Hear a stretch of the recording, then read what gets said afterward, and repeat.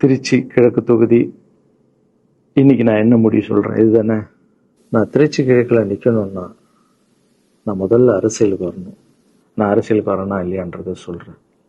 அரசியல் எப்படி என் வாழ்க்கையில் வந்ததுன்னு சொல்றேன். உங்களுக்கு நல்லா தெரியும், என் வீட்டில் குழந்தைங்களை வளர்த்துக்கிட்டு நான் பாட்டுன்னு சோஷியல் சர்வீஸ் பண்ணிட்டு இருந்தேன். மாற்றுத்திறனாளிக்கு டான்ஸ் சொல்லி கொடுக்குறது, ஓப்பனர் சர்ஜரி பண்ணுறது, பசங்களை படிக்க வைக்கிறது, ஸ்போர்ட்ஸ் எல்லாத்துலேயும் என்னால் முடிஞ்ச வரைக்கும் பண்ணுவேன். என்னால் முடியல மற்றவங்கிட்ட கேட்டு பண்ணிட்டு இருந்தேன்.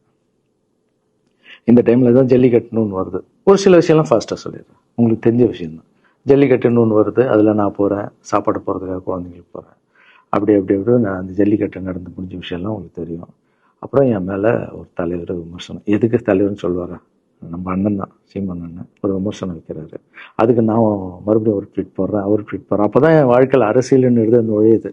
நம்ம சாப்பாடு போகிறதுக்கு போகணும், இது என்னடா இவ்வளோ பெருசாக இருக்குது, அந்த ஜல்லிக்கட்டு தான் எனக்கு அரசியலில் உள்ள நுழைஞ்சது, என்னடா இவ்வளோ பெருசாக இருக்குது அப்படின்னு.